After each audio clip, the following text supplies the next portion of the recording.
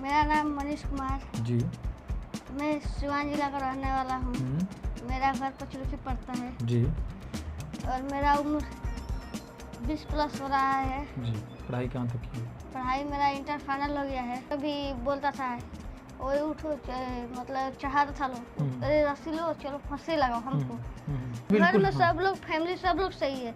हमारे पापा 5 भाई हैं, सब लोग उनकी पत्नी है, मेरे चाचा वो लोग भी परेशान रहते थे। हाँ, हमारे पास छोड़ के उनके पास जाता था, उनके पास छोड़ के मतलब किसी का पेट दर्द, किसी का बुखार, किसी का बीपी लो, मतलब ऐसा ही होता था। उसके बाद से जब से आप गए हैं तब से कोई शिकायत नहीं।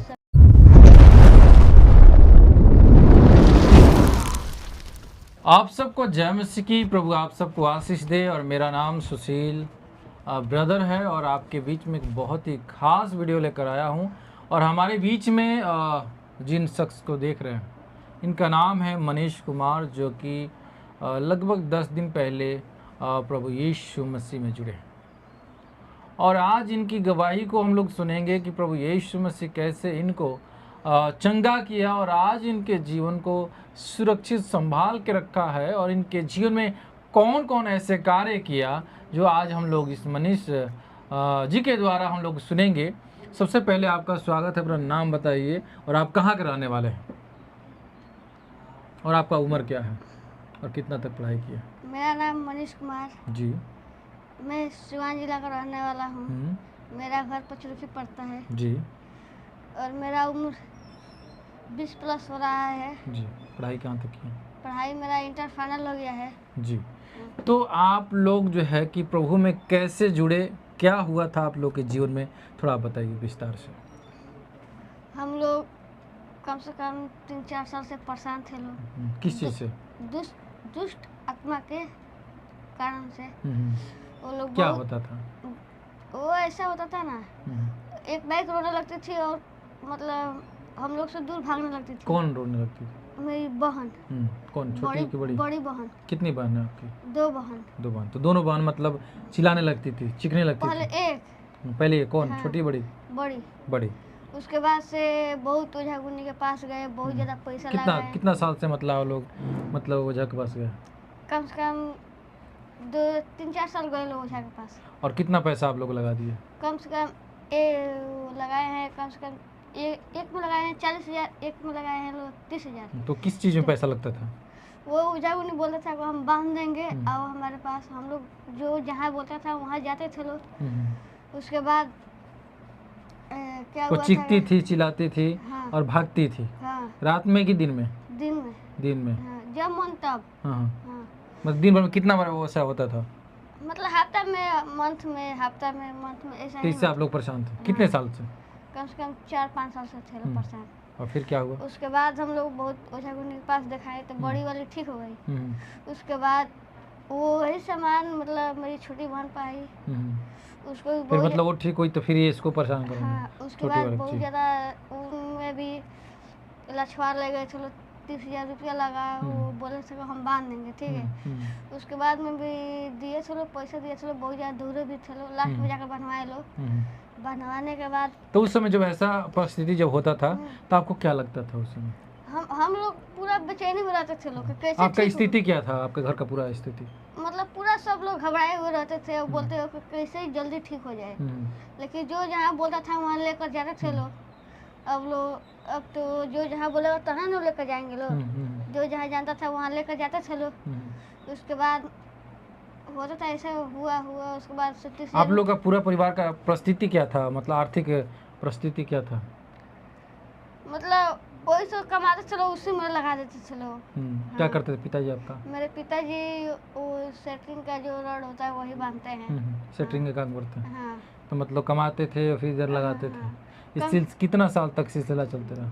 कम से कम 4 साल तक हुआ, 4.5 साल तक ले। उसके बाद से मतलब ऐसा ही हुआ। उसके बाद से नहीं बनाया, मतलब पैसा दिए से नहीं बनाया। उसके बाद बोले मतलब कॉल करके बोले थे नहीं बनाए तो बोला था फिर से पैसा लगेगा। मतलब हम लोग दवाई भी कराए थे, आयुर्वेदिक भी चलाए थे, मतलब हर चीज़ से हम लोग परेशान थे चला कर। उसके बाद से क्या हुआ था कि मतलब मेरे फुआ के घर शादी था, मेरी फुआ बुलाई। उसके बाद से मतलब ज़्यादा आदमी के देखते थे ना, तो वो चीखने चिल्लाने लगती चीखने चिल्लाने लगती थी। उसके बाद मेरी फुआ यीशु मसीह में रहती थी, ठीक है। उसके बाद सो मतलब पानी वगैरह तेल वगैरह पढ़ के रखती थी, प्रार्थना करके रखवाती, प्रार्थना करके। उसके बाद से वो मतलब जैसे मैं ज़्यादा लोग को देखी ना शादी में, मतलब ऐसे हो गया था, चिल्लाने लगे। हाँ। उसके बाद उस पर पानी छिड़का गया, तेल लगाना गया, आराम हुआ। तो मेरी बड़ी वाली बुआ बोले कि यहीं पर रहने दो लो, हम दिखाएंगे, जो खर्चा होगा हम उठाएंगे। तो मतलब हम लोग का रखने का मन, मतलब वहाँ पे रहने का मन नहीं किया परिवार का। हाँ, फिर क्या हुआ? तो मम्मी बोली पापा से कि ऐसे मतलब बोल रही थी बुआ हमारी। तो पापा बोले कि सब जगह से हार गए हैं, वहीं पे छोड़ देते हैं, कम से कम 2-4 दिन रह कर देख ले, 1 महीने रह कर देख ले। उसके बाद एक बार लेके गई, मतलब कहाँ ले गई ये तो पता नहीं है, मतलब लेके गई 2 बार लेके, मतलब एक बार ले गई तो वो ऐसा ही हुआ, चिल्ला रही थी, भाग रही थी। फिर दूसरा बार ले गई तो वही हुआ था। तीसरा बार ले गई तो मतलब अच्छा था, उस सब कुछ, मतलब गैस भी प्रॉब्लम था, गैस प्रॉब्लम वो भी सही था, वो प्रेत महात्मा भी सही था, मतलब अभी पूरा तरह से वो जब से यीशु मसीह में आई है सबसे, मतलब यीशु मसीह के पास गए हो? हाँ, प्रार्थना करवाने के लिए गए। हाँ। 3 बार में वो ठीक हो गए। हाँ, फिर पूरा परिवार। हाँ।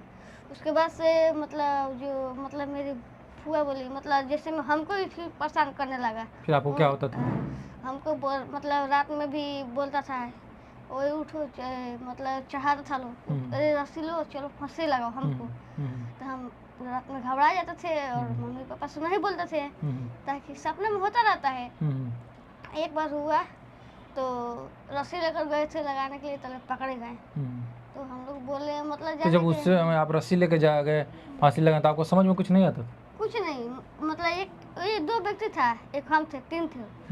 मतलब बोला था ना, एक रस्सी देता था, लो कुछ नहीं, लो चलो कुछ नहीं होगा, और दूसरा कहता था चलो ना कुछ नहीं होगा, हम लोग हैं ना। तो मतलब उस टाइम मेरा मतलब कुछ अलग प्रकार का फीलिंग आया था उस टाइम। तो आपको दिमाग काम नहीं कर रहा था? हाँ, लेकिन मतलब जैसे चौकी पर नहीं होता है, चौकी पर चढ़े पहले हम रो लिए, उसके बाद रस्सी मतलब पासी में था, मतलब वो दुपट्टा वगैरह। तो हमारे घर में मम्मी आई, मतलब बोली लो, समझाई लो। उसके बाद से कुछ नहीं हुआ।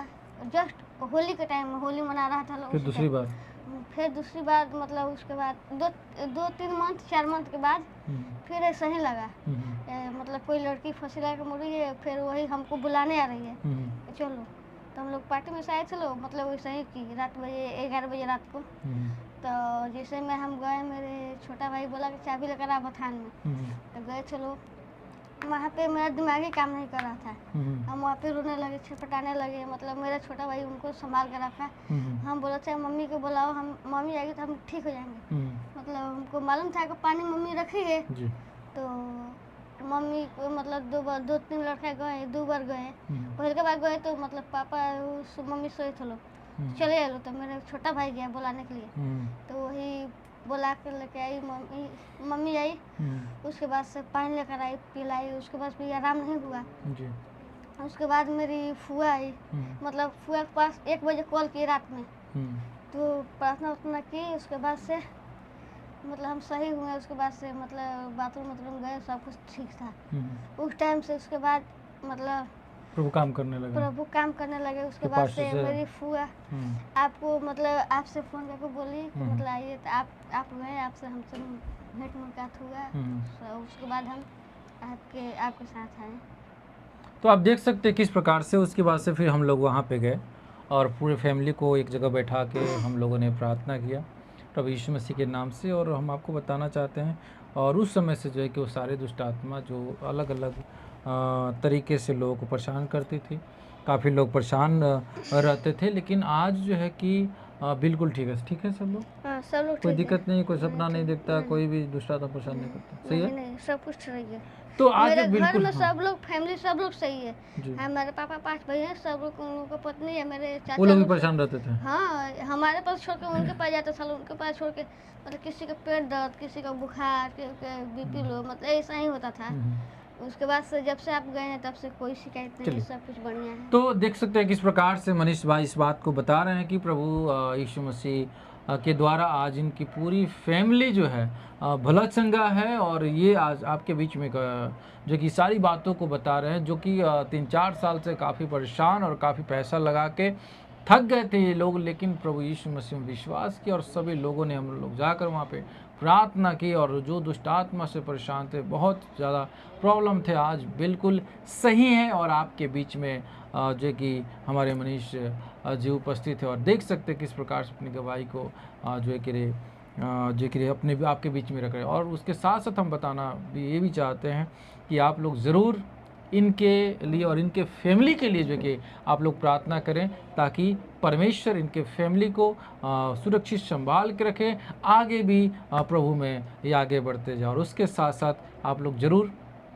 मनीष भाई के लिए प्रार्थना करें, इनके फैमिली के लिए प्रार्थना करें और इनके भविष्य के लिए जो है कि प्रार्थना करें, क्योंकि इनका सपना है कि हमारा बहन लोग का शादी हो और हमारा घर परिवार सुखी रहे। और प्रभु का वचन भी कहता है कि हे बोझ से दबे वो लोगों मेरे पास आओ, मैं तुम्हें विश्राम दूंगा। और कहीं ना कहीं मनीष को आज प्रभु अपने पास बुलाया, और बुलाया है तो ऐसे नहीं बुलाया, एक प्लानिंग, प्रॉपर एक प्लानिंग बनाकर परमेश्वर मनीष को बुलाया, और मनीष के जीवन में परमेश्वर कार्य करेगा। और इस बात को ज़रूर याद रखना है और मनीष के लिए प्रार्थना करना है। और हम लोग फिर मिलते हैं एक नए वीडियो में, तब तक आप सबको जय मसीह की।